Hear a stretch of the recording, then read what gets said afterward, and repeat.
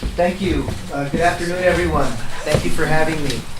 My name is Joseph Maestas. I'm a city councilman for District 2 and candidate for mayor. I was born here in Santa Fe and raised in northern Santa Fe County. I come from a large family, 6 kids, 1 bathroom. My father was a teacher. I actually had him in 7th grade science. My mother was a homemaker. We had a small farm. It was quite self-sufficient, nothing very enterprising. We did sell eggs and corn. And we also had a family business. It was a liquor store, okay? But back then, liquor stores didn't have the stigma that they do today. Our place, we had like an all-purpose hall that was used for community gatherings, and it was kind of the Starbucks of that time, if you will. And so I had a very task-oriented upbringing. If I wasn't studying to get good grades, which my father just pounded into our heads, I was tending to the animals and tending to the garden and helping keep the family business going. So that was like life growing up. I went on to get my bachelor's degree and master's degree with civil engineering. I spent almost 33 years in federal civil service, working for the American people, solving problems as an engineer. And if you count my almost 14 years as a local municipal elected official, that's almost 50 combined years of public service. And so I don't think that there's anything more gratifying than serving the public, whether it's as a federal civil servant or as an elected official.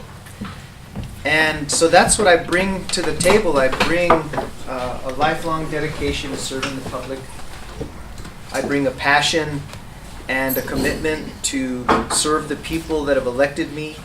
There's no more solemn commitment than that when a large group of people vote for you to represent them on a governing body. And it's humbling, and I think folks that know me know that I do take that very seriously. And so when it comes to constituent relations and responding to constituent concerns, really that's my top priority as an elected official. That's, I think, the top thing I should do. And so that's kind of my background. In terms of my values, social justice has been almost at the core of who I am. It's ironic. My mother came from an incredibly wealthy Spanish family. They were cash rich. They were land rich. They had political power. But because her father remarried and married someone that was much lower on the socioeconomic scale, his family basically disowned him. And so my grandmother, my maternal grandmother, my mother's mother, was very compassionate. She gave food to the poor. I mean, she was always very giving. And so I draw those values from my mother, someone who's very kind and compassionate, and really got that from her mother, but she came from incredible wealth. I mean, just one marriage separated her from just incredible wealth. And so that I think that's part of the values that I have. So let's look at Santa Fe, right? I mean, I've been on the council since 2014.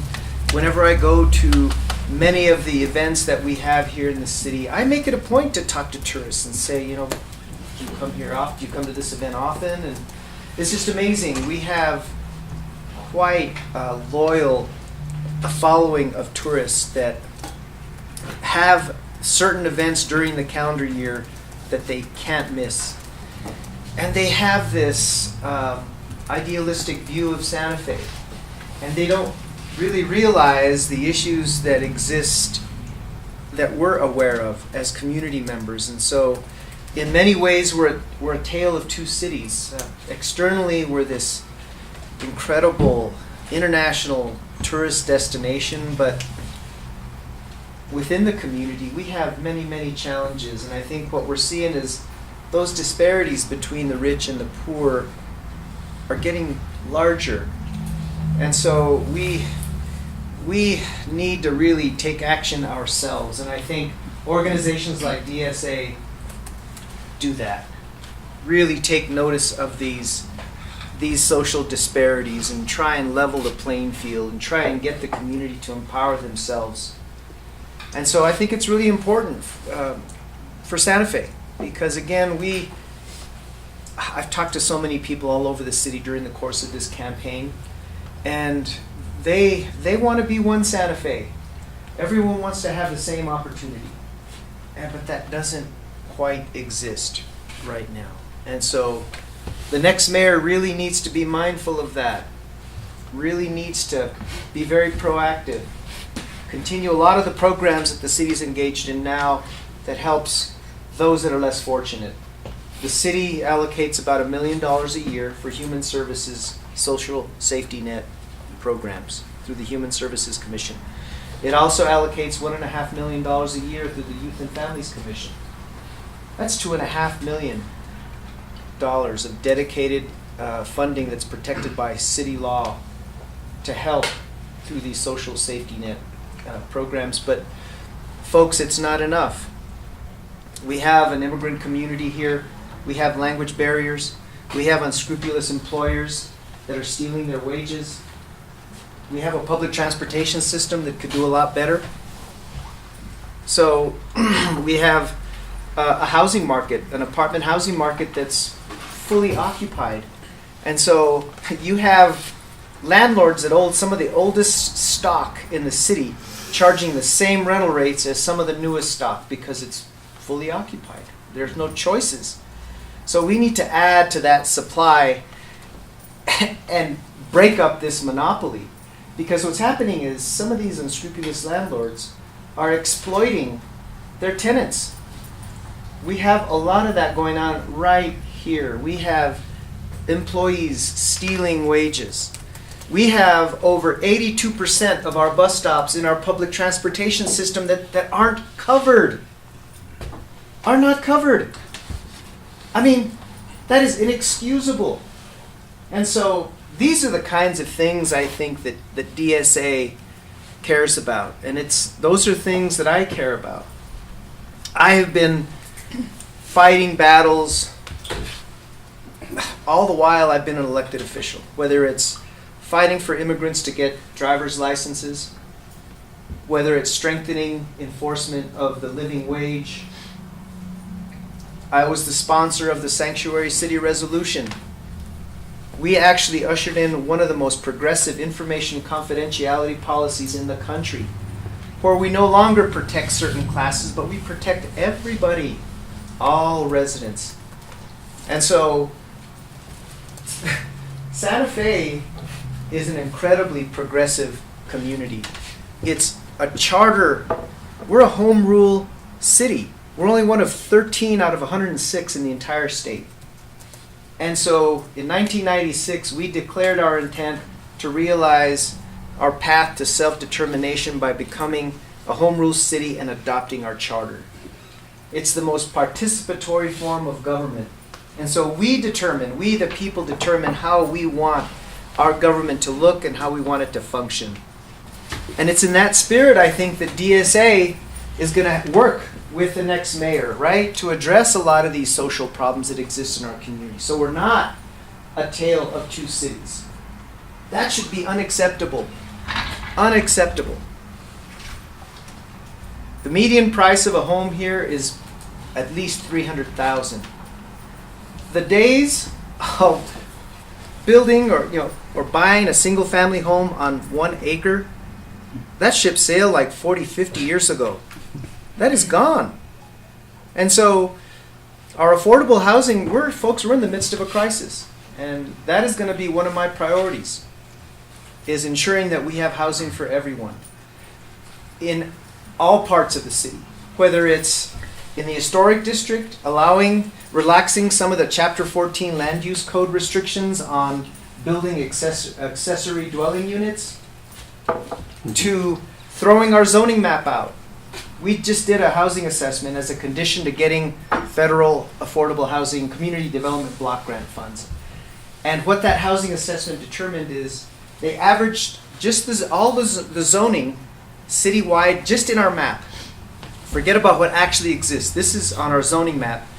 The average zoning is 8 dwelling units per acre. That prices out everyone making 100% and less or less of the area median income. Folks, we're already setting our community up to fail. And so we need to throw that zoning map out. We need to make sure that we have incentivized higher density zoning that's transit oriented and best aligned with existing infrastructure. And so these are just a few of the things I could go on.